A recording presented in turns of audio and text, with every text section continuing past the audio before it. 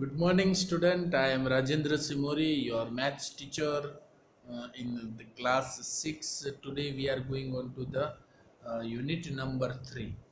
At the last, we are also discussing in the live session also, and I also provide you to the whole unit to practice questions. So you can also complete your fair book of unit number 2. And today we are going on to the unit number 3. That portion is related with the geometry, isn't it? So in this unit number 3, again I am talking about your supplementary book. So you all are open the supplementary book, page number 51. So this is unit number 3, and all concepts you have to keep your supplementary book with you once we have to take the all the lectures of this. And this unit number 3 is related with geometry, so you have to start from this unit to concept of the geometry. So inside the geometry unit number 3, already 3 chapters we have to conclude in this unit. uh, and we have to going for these 3 different geometry related concepts, and this all 3 concepts is available in the page number 51. So you open your supplementary book and see the entire content of the all the chapters that is we have to include in this unit number 3, isn't it? So in this unit number 3 we have to using here the chapter 4, 5 and 13 of the NCERT.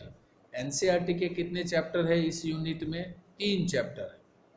Already we conclude the unit number 2. अब तक unit 2 तक हमने concept जो conclude किया है, वो कितने chapters है? 5 चैप्टर्स हमने कंक्लूड कर लिया.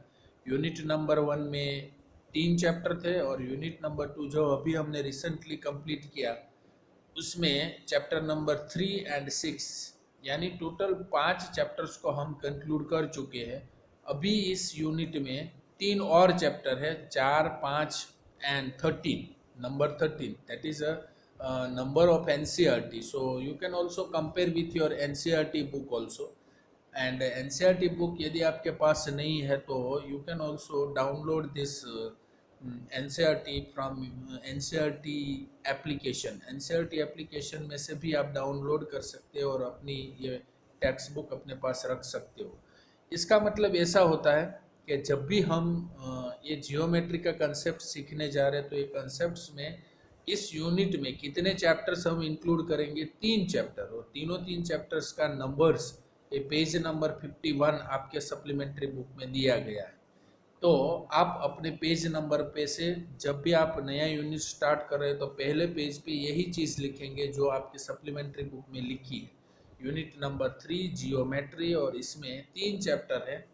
Basic geometrical ideas, that is chapter number 4 of NCERT. Second one, understanding elementary shapes, and third one, that is the symmetry. तो तीनों 3 चैप्टर को कंबाइन करके ये जियोमेट्री का यूनिट बना है. ओके, तो हम आज फर्स्ट चैप्टर से स्टार्ट करते हैं, बेसिक जियोमेट्रिकल आइडियाज, और that is covered with the chapter number 4 of NCERT. Okay, so page number 52 we have to use there. And supplementary book का पेज नंबर 52 में देखिए तो chapter number 4 basic geometric ideas आपको दिखेंगे, और इसमें से आपको कितने पोर्शंस को आपको कवर करना है, that things all things is given into the page number 52. 52 में टॉपिक नंबर दिया है 4.1 से लेके 4.13 तक, और सभी NCERT का पेज नंबर भी गिवन है, और हमारे पेज नंबर यानी कि आपकी जो अभी सप्लीमेंट्री बुक हमारी टेक्स्ट बुक यूज़ कर रहे हैं और सप्लीमेंट्री बुक के पेज नंबर भी गिवन है SB 1 से लेके SB 9 तक. तो 1 से 9 तक हम एक ही चैप्टर कंक्लूड करेंगे, वो चैप्टर नंबर 4 होगा, that is your geometrical ideas. तो हम स्टार्ट कर रहे हैं जियोमेट्रिकल शेप अराउंड अस, वहाँ से हम स्टार्ट कर रहे हैं, और उसी का प्रैक्टिस क्वेश्चन नंबर 1 यहाँ पे आपको गिवन है, वो that is given into the SB 2 is there. Okay, so first of all which things we conclude one by one we have to take. Here given that one figure is there. Inside that figure we have to use it. Hello students, geometrical shape are present everywhere around us. For example, in building, nature and tools, everywhere we have to find out the geometrical shape. हम कहाँ कहाँ पे geometrical shape देखते हैं, building में देखते हैं, nature में देखते हैं, और कितने सारे टूल्स हमारे पास होते हैं, उस सभी में हम जियोमेट्रिकल शेप देखते हैं। तो हमें पहला पोर्शन जो अभी यहाँ पे स्टार्ट किया है, वहाँ पे हमारे पास कहाँ कहाँ पे ये जियोमेट्रिकल शेप दिखते हैं, just we have to identify. So let us explore this shape using some interesting things that we see around us. हमारे आसपास कितने सारे ऐसे जियोमेट्रिकल शेप होते हैं, just we have to check it out. वहाँ पे आप देख सकते हो दो फिगर्स यहाँ पे दिखिए, वो दोनों एंशियंट बिल्डिंग यानी पुरानी बिल्डिंग के दो पिक्चर्स आपको दिख रहे होंगे. वो दोनों पिक्चर्स में आपको एक शेप दिख रहा है. देखो, एक सर्कल का शेप दिख रहा है मेरे ख्याल से, और दूसरा एक ट्रायंगल का शेप दिख रहा है. ये चीज़ है, उसके ऊपर से हम अलग अलग बिल्डिंग में से, अलग अलग नेचर में से हम हमारे आसपास कितने जियोमेट्रिकल शेप होते हैं, वो चीज़ हम फाइंड कर रहे हैं. तो ये एंशियंट बिल्डिंग में आप देखो तो which geometrical shape do you see in this image. तो ऑब्वियसली पहली जो है उसमें हम सर्कल फाइंड कर रहे हैं. मतलब एक सर्कल है, लाइन्स है. ये दूसरी राइट साइड वाली बिल्डिंग में आप देखो तो दो पैरेलल लाइन्स है और एक ट्रायंगल का शेप है, और ये जो सर्कल वाली है उसमें सर्कल शेप दिख रहा है. इससे हमें क्या पता चल रहा है कि हमारे आसपास जो बिल्डिंग होती है उसमें से भी हम ये सभी शेप, जियोमेट्रिकल शेप हम फाइंड कर सकते हैं. So let us move on it. Identify different geometrical shape that are a part of modern building. अब आप बिल्डिंग दोनों इमेज में आप देखिए तो दोनों बिल्डिंग में भी हमें पैरेलल लाइन दिखती है, स्क्वायर दिखता है, सर्कल दिखता है, ट्रायंगल दिखता है. ये सभी हम उसमें से शेयर कर सकते हैं. जैसे कि यहाँ पे आपको देखा तो तीनों तीन पॉइंट्स में एक स्क्वायर जो विंडो की साइड आपको देख रहे हैं, लेफ्ट साइड पे जो रेड स्क्वायर दिखता है, राइट साइड की पिक्चर्स में आपको दो पैरेलल लाइंस दिखती है. ये स्क्वायर फिर कहीं आपको रेक्टेंगल शेप दिखता है, कहीं लाइंस दिखती है, कहीं पॉइंट्स दिखते हैं. ये सब चीज़ होती है, वो हम आइडेंटिफाई कर सकते हैं किसी भी इमेज में से, या बिल्डिंग की इमेज हो या नेचर की इमेज हो. So let us move on that another part. Here some art, architecture and measurements we have. So we can find many geometrical shapes in different places around us. They are also used in ancient art, architectures and measurements. ये सभी जगह पे आपके पास एक box, compass, geometry box आप use करते होंगे. तो जियोमेट्री बॉक्स में भी जो राइट साइड में आपको मेजरमेंट्स दिए, वो सभी में भी एक शेप है. आप देख सकते हो स्केल का एक शेप है, प्रोट्रैक्टर का एक शेप है, फिर ये ट्रायंगल्स होते हैं उसमें. ये सभी में आप देखते हो तो आर्ट गैलरी होती है, आर्किटेक्चर्स होते हैं. ये सभी में आपको कहीं ना कहीं जियोमेट्रिकल शेप दिखते हैं. तो हम आज इस चैप्टर में क्या आइडेंटिफाई कर रहे हैं कि how can we identify the geometrical shape in around us. हमारे आसपास ऐसी कौन कौन सी चीज़ है जहाँ से हम ये सभी चीज़ फाइंड कर सकते हैं. ये बड़ा इंटरेस्टिंग एंड इजी यूनिट है, so we can also going fast on it. Geometry is also, now we are going on the specifically use of the geometry. Geometry का यूज कहाँ पे होता है? Geometry is also use to mark boundaries of land. किसी भी land की boundary को measured कर सकता है.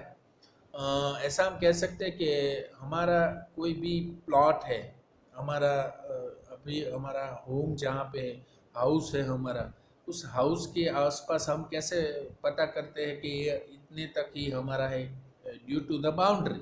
तो बाउंड्री स्क्वायर होती है, कभी रेक्टेंगल होती है, कभी ट्रायंगल होती है.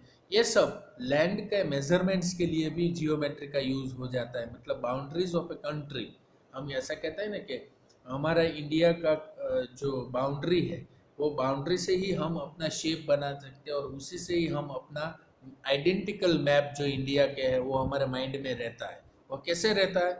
क्योंकि it has one particular boundaries of it. That's why all the countries are partitions with other countries. That's why we can say that India, this is a India, this is a China, this is a Nepal, this is a Pakistan, this is a Afghanistan, this is a US.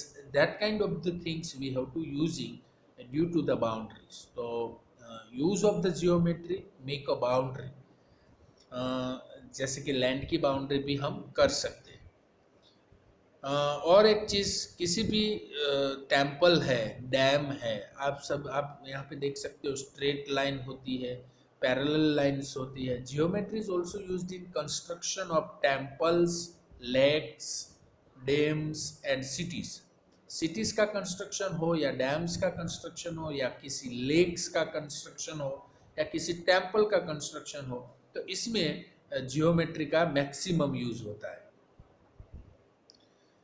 आप यहाँ पे देख सकते हो कि uses of geometry में car design है, तो उसका व्हील होते हैं वो सर्कल में होते हैं। मतलब geometrical ideas are also seen in all forms of art, engineering, cloth designing etcetera. तो हम कोई भी इंजीनियरिंग आर्ट्स में या किसी भी क्लॉथ डिज़ाइनिंग में भी हम जियोमेट्री का यूज़ करते हैं। Geometry is a part of mathematics. ये किसका पार्ट है? मैथमेटिक्स का ही एक पार्ट है। That studies the size, shape, position and dimension of the things. चार चीज याद रखो।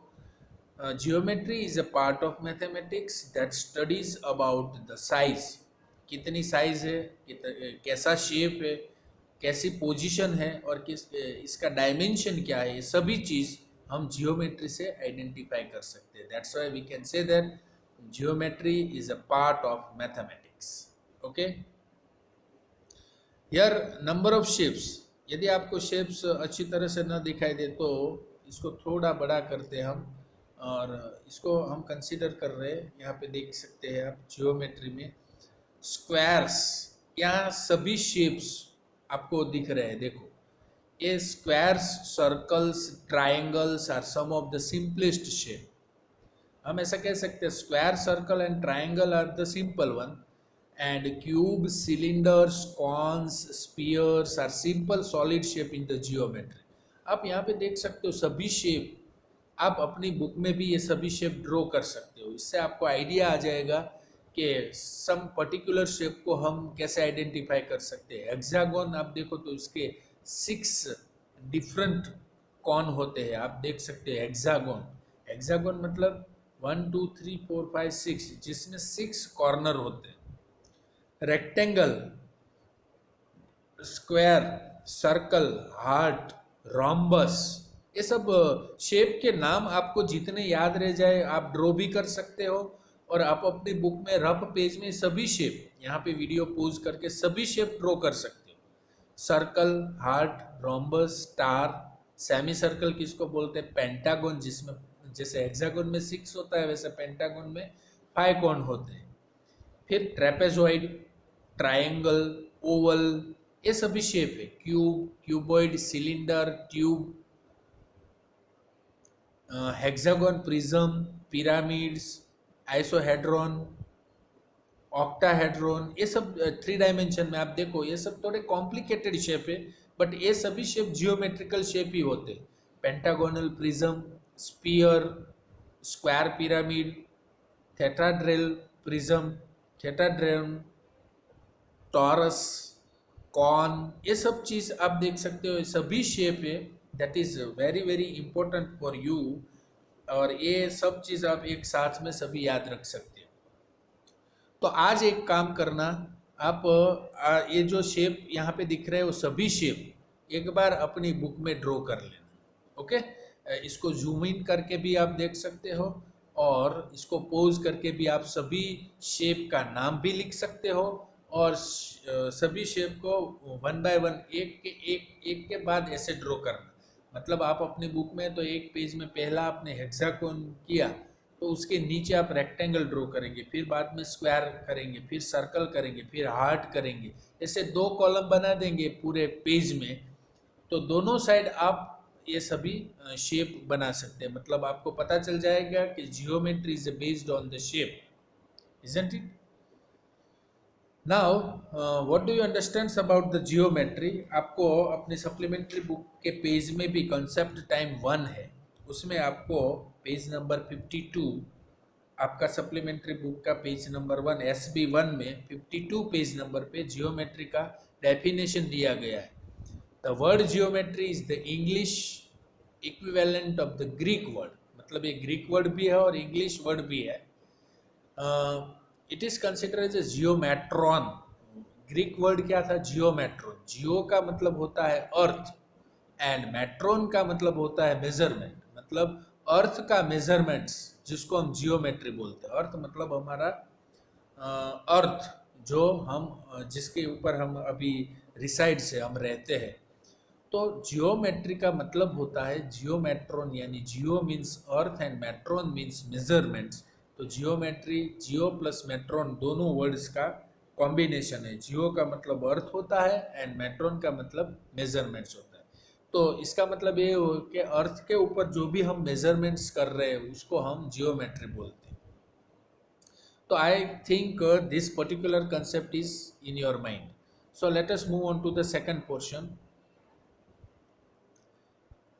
सो let us move on to the points and line segments. अब हम यहाँ से हम स्टार्ट कर रहे हैं कि कैसे पॉइंट्स और किसको हम लाइन सेगमेंट्स बोलते हैं, पॉइंट्स किसको बोलते हैं और लाइन सेगमेंट्स किसको बोलते हैं।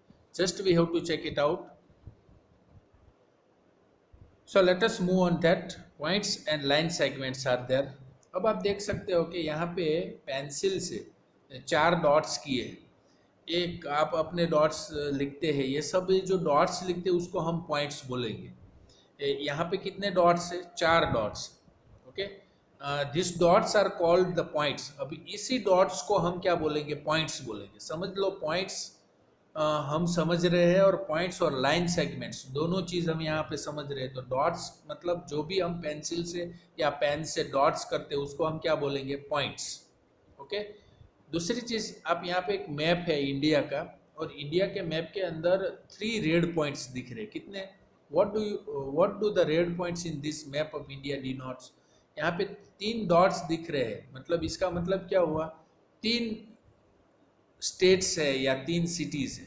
ओके, हम यहाँ पे कर सकते हैं कि the points represent 3 cities in India. In other words, each point represent a place. So points can be used to represent a position. मतलब पॉइंट्स से हम किसी भी प्लेस की पोजीशन डिसाइड कर सकते हैं। मैप में यदि 3 चीज बताई गई तो हमें कैसे पता चल गया कि ये 3 सिटीज ही होंगी? समझ में आ गया ना? सो डॉट्स और points can represent the position of any place.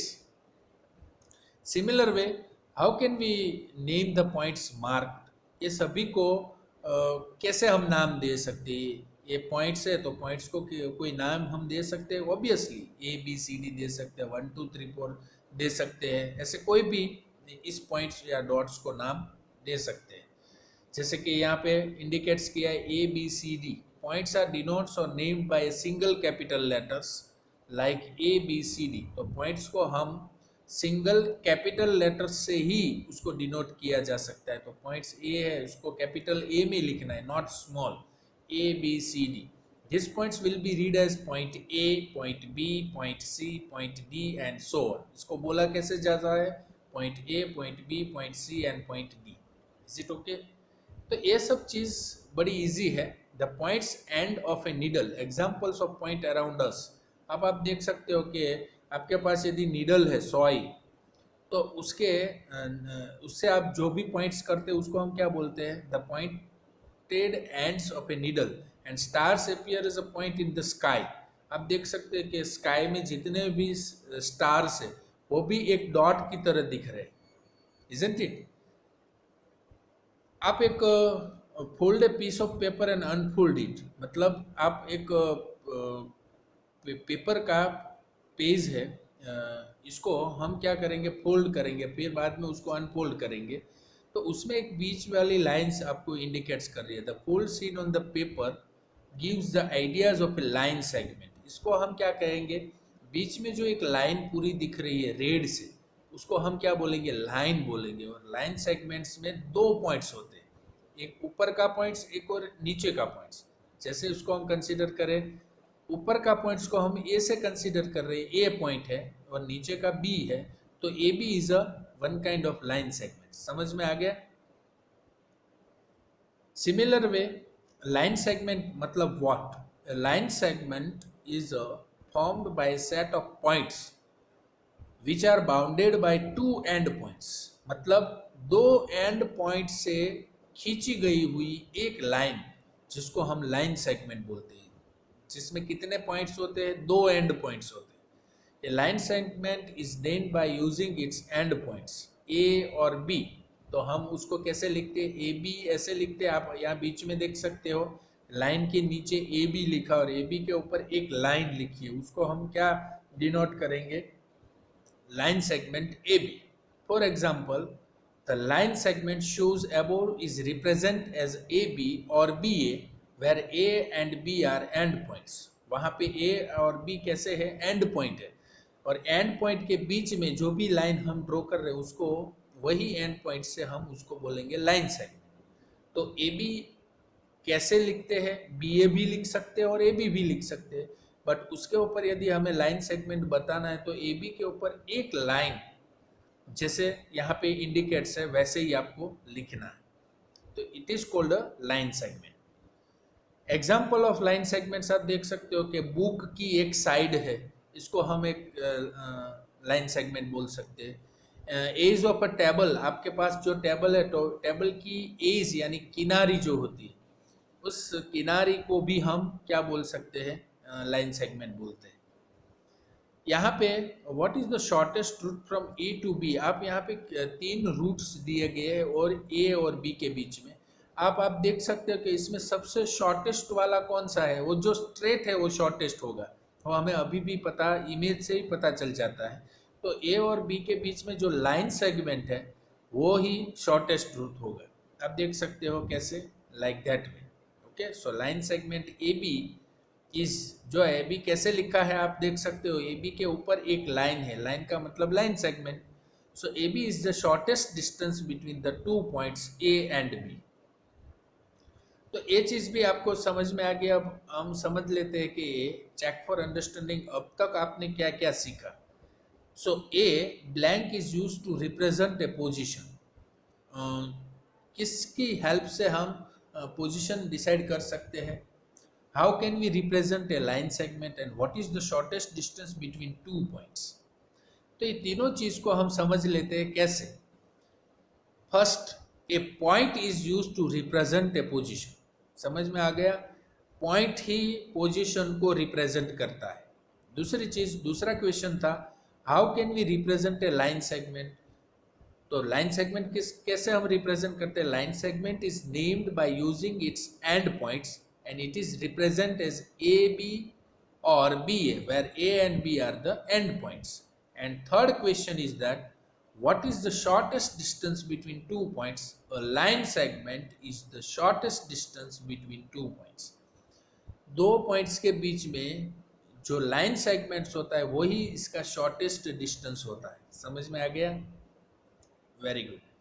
अच्छा, तो यहाँ तक हम ये प्रोसीजर को समझ लिया है। अब हम आगे बढ़ते हैं। अब यहाँ पे हम एक थोड़ी ग्रुप प्रैक्टिस कर लेते हैं। NCERT try this page number 17 and page number 71 पे। यदि आपके पास बुक्स अवेलेबल नहीं है एनसीईआरटी की, क्योंकि एनसीईआरटी की बुक हमने परचेज नहीं की है, तो you can directly use this video lecture, आप वीडियो लेक्चर में से भी देख सकते हो। तो पेज नंबर 70 और 71 के ऊपर जो ट्राई दिस दिया गया है उसके ऊपर से हमें क्वेश्चन सॉल्व करने हैं with A sharp tip of the pencil. आपका एक पेंसिल का अच्छी तरह से शार्पनेस करके आपने वो पेंसिल यूज़ किया है। Mark 4 points on A paper, किसी भी पेपर के ऊपर आप 4 मार्क्स कर दो, किसी भी चार प्लेस को आप इंडिकेट्स कर दो। And names them by the letters A C P and H, 4 dot करो, बाद में उस सभी को नाम दे दो, एक को एक ना ए, सेकंड को सी, थर्ड को पी एंड फोर्थ को H. Try to name this point in different ways, और आप उसको अलग अलग तरीके से यही नाम अलग अलग तरीके से दो और उसको ट्राई करो। कैसे? Like that way.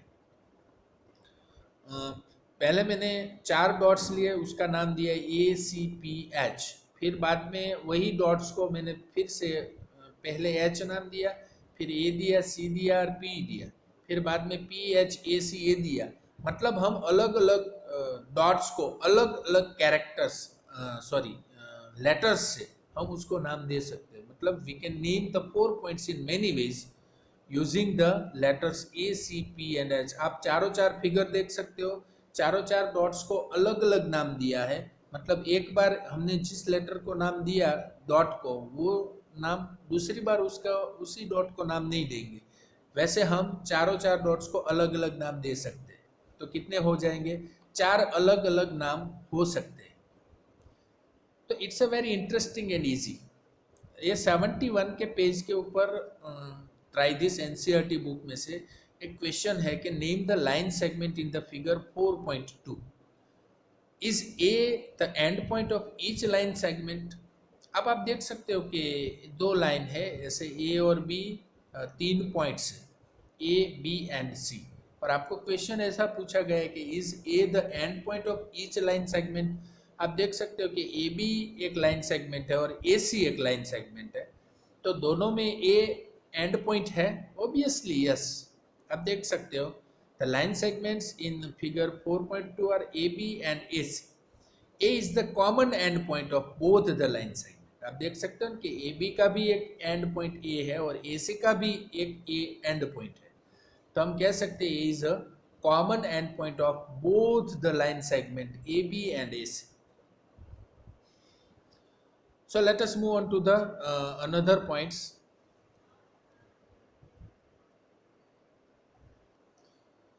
So let us move on to the practice question 1. अब SB2, आपके SB2 पेज के ऊपर प्रैक्टिस क्वेश्चन नंबर 1 दिया गया है। इसमें 3 इमेज दी गई है और 1.1 का क्वेश्चन ऐसा है, आप पेज नंबर 53 में देख सकते हो। पेज नंबर 1, इसमें एक फिगर 1, फिगर 2 एंड फिगर 3 आपको डिस्प्ले हो सकती है, और उसमें रेड कलर से आपको सभी चीज़ को इंडिकेट्स किया है। तो image of building figure 1, figure 2 and figure 3 is indicating over here. How can we solve? First of all, here this kinds of the things is displayed in your book. आपके book में ये चीज़ दिख रही है। अब शांति से देखिएगा, फर्स्ट फिगर में आपको दिख रहा है एक ट्रायंगल ए में। Describe the images and identify the geometrical shape mark in red. Red mark में दिया गया, उसमें डिस्क्रिप्शन ऑफ इमेज लिखना है और जियोमेट्रिकल शेप मार्क, जो मार्क किया गया जियोमेट्रिक शेप कौन सा है वो आपको इंडिकेट करना है। तो ये दोनों चीज़ आप इंडिकेट्स कर सकते हैं A B and C page में से, तीनों इमेज में से। कैसे? सो फर्स्ट वन, ये आपका आंसर हो गया है, और answer you can also right in your supplementary book, but pencil से आप लिखिएगा ये सब चीज़, क्योंकि आप कभी भी उसको फिलअप करेंगे तो ऐसे नहीं फिलअप करना है। तो आज का होमवर्क आपका क्या रहेगा, ये जो प्रैक्टिस क्वेश्चन 1.1 है उसका ये जो टेबल है आपका, ये टेबल आंसर यहाँ वीडियो में से लिखना है। डिस्क्रिप्शन ऑफ द इमेज, तो इसमें फिगर 1 में आप लिखेंगे पहला figure, image of the building, इसमें आप लिखेंगे A. Then image of building figure 2, इसमें आप लिखेंगे B. And figure 3 image of building में आप लिखेंगे सी। तो ए बी सी आप यहाँ पे लिखेंगे ए बी सी, और डिस्क्रिप्शन ऑफ इमेज में आप लिखेंगे कि building mark with different lines and A triangle. आप देख सकते हो कि पहला फिगर में डिफरेंट लाइन्स एंड ट्राइंगल से मार्क किया गया है। तो यहाँ पे आप क्या चीज़ इंडिकेट करेंगे? 2 शेप आपको दिख रहे हैं, एक ट्राइंगल दिख रहा है और एक लाइन दिख रही है। तो जियोमेट्रिकल शेप में आप 2 शेप लिखेंगे, ट्राइंगल एंड लाइन। यहाँ पे आपको बॉक्स दिए गए आपके सप्लीमेंट्री बुक्स में, वहाँ आप पेंसिल से लिखना, मैंने बोला आपको पेंसिल से लिखना है, और आंसर यहाँ से जो यहाँ आपका टेबल दिख रहा है, ओके। और बी में सेम थिंग है, building marks with the different point squares and rectangle. आप देख सकते हो दूसरा बिल्डिंग, उसमें स्क्वायर भी दिख रहा है और रेक्टेंगल्स भी दिख रहे हैं, और पॉइंट्स भी दिख रहे हैं। तो तीन चीज जियोमेट्रिकल शेप में आप लिखेंगे, square, rectangles and points. And third one में आप देख सकते हो, तीसरी फिगर में, a building marks with the points and line, जिसमें आपको पॉइंट्स दिख रहे हैं और एक लाइन दिख रही है। तो लाइन्स एंड पॉइंट्स दोनों आप जियोमेट्रिकल शेप में लिखेंगे। तो ये पूरा बॉक्स यहाँ पे जो खाली है आपकी सप्लीमेंट्री बुक में, वो आप फिलअप करेंगे और इसी का फोटोग्राफ्स आज मुझे होमवर्क में सेंड करेंगे। समझ में आ गया? तो पेज नंबर 53 का photographs after filling the all the details that is given in this video practice question 1.1, first you have to fill up these things with the pencil and then you have to send as a homework। समझ में आ गया आज का homework क्या है? Practice question 1.1 का ये पूरा टेबल जो पेज नंबर 53 में दिया गया है वो आपको कंप्लीट करना है। And one more thing, here we considered into the next one portion। अब आप देख सकते हो lines and rays that is available in page number 54 in supplementary book number 3, lines and rays. इसमें कॉन्सेप्ट टाइम 2 में आपको जियोमेट्री एलिमेंट्स दिया गया है, points, line segments, line and ray। Again you open the page number 54 and you have to open this all the concepts, points, line segments, line and ray। अब चारों चार की definitions यहाँ पे इंडिकेट की गई है। पॉइंट्स किसको बोलते हैं? A points is an exact position और location on a plane surface. It has no dimension, a point is not a thing but a place. ऐसी चीज आपको पेज नंबर 54 में पहले पॉइंट्स की डेफिनेशंस दी गई है। वैसे ही लाइन सेगमेंट की डेफिनेशन और लाइन सेगमेंट का फिगर और इसके रिलेटेड फ्यू फीचर्स आपको दिए गए हैं। तो पॉइंट्स किसको बोलते हैं, लाइन सेगमेंट किसको बोलते हैं, लाइन किसको बोलते हैं और रे किसको बोलते हैं, that is also given in 4 points. So today in the second homework, first homework is the exercise 1.1, जो टेबल अभी मैंने आपको समझाया वो पूरा लिख के फोटोग्राफ सेंड करना है। और दूसरा होमवर्क आज का, ये चारों चार डेफिनेशन है लाइन्स एंड रे की, उसमें points, line segment, line and रे, पूरा पेज नंबर 54 जिसमें आपको डेफिनेशन है, फिगर है और आपका फीचर्स है, ये सभी चीज आपको लिख के मुझे भेजना है। समझ में आ गया? तो आज का होमवर्क आपका कंप्लीट हो गया और 2 कंसेप्ट्स हमने यहाँ पे क्लियर किए, points, line segment, line and रे, चारों चार डेफिनेशंस। और एक्सरसाइज प्रैक्टिस क्वेश्चन 1 की एक्सरसाइज 1.1 में ये पूरा जो आपका टेबल है पेज नंबर 53 में, वो पेंसिल से फिलअप करके वही फोटोग्राफ्स मुझे सेंड करना है। ओके? और 54 का आपको नोटबुक में पूरी डेफिनेशंस चारों चार की लिखनी है और वो मुझे सेंड करना है। Okay? So at the end of the day we conclude this lecture। I hope so that you all are studied about this। तो आज हमने कंसेप्ट जियोमेट्री स्टार्ट किया पेज नंबर 51 से 51, 52, 53 एंड 54 पेज तक, यानी SB3 तक हमने कंक्लूड किया है। We are going on to the next step for the SB4। So today whatever I given as a homework you send regular time and without failing you have to continue with me। Okay, thank you very much for being with us, we will meet very soon।